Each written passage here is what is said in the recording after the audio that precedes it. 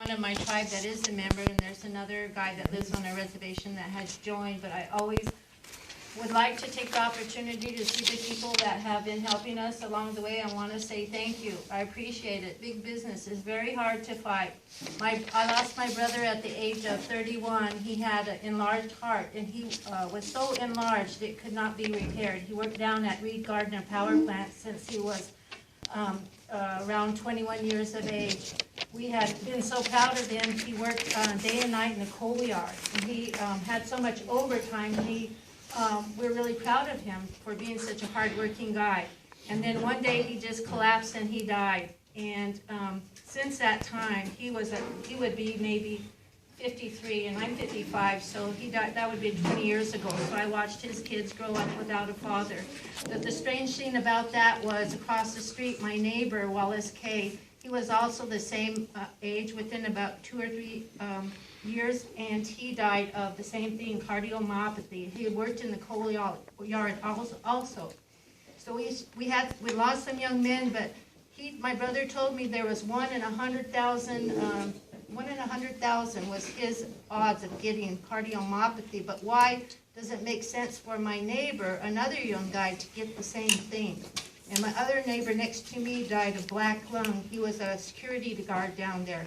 So over the years, I thought, raising my children, I didn't take the time to notice. I'm an accountant by trade, and I ended up working in the social services area, but because when I worked for my tribe, I see too many things wrong with the money, so I didn't last there. And so it really hurt my feelings to not be able to work in my trade that I went to college for. So I thought, for sure, I'll just have to ride it out. I'm going to stay here. And that swept me into the social services area, where I realized how many people were sick. I worked for a vocational rehab program. We have a small reservation, and we got a vocational rehab grant because we had so many sick people on our reservation. We won bigger tribes with 20, 30 times bigger than us, and we got more dollars to go to us because we had so many sick people. And they started doing a survey, and once I got in that job, I started looking at their records.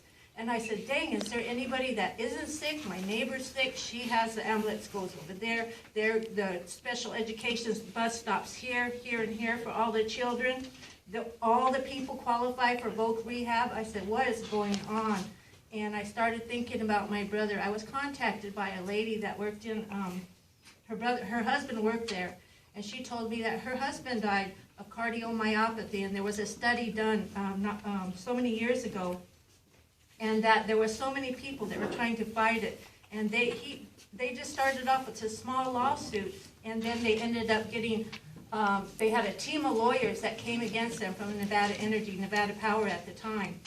And she said, the reason why your brother and the other guy died was because they were so young and their hearts didn't have as much vessels. I don't know how true this is, but she goes, he's dead now. I remarried, and I do a grief counseling class, and she found me out of the paper.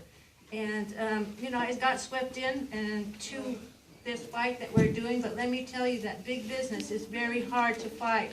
We went to try to secure our water rights when I was on the Tribal Council against Las Vegas Valley Water District. We did the same thing. They come against you with all their lawyers. We can't afford lawyers, and this is how we've been able to get help. Our tribe has never been able to spend the money to fight Nevada Power. We've had a lot of complaints. Nothing has went anywhere.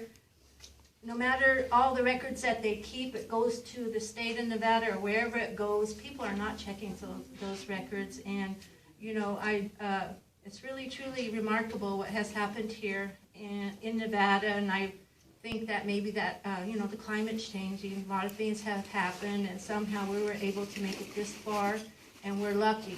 There's other places that are not lucky, that people that live near coal plants, and what we do here matters across the United States, and it really makes a difference to people that suffer injustice.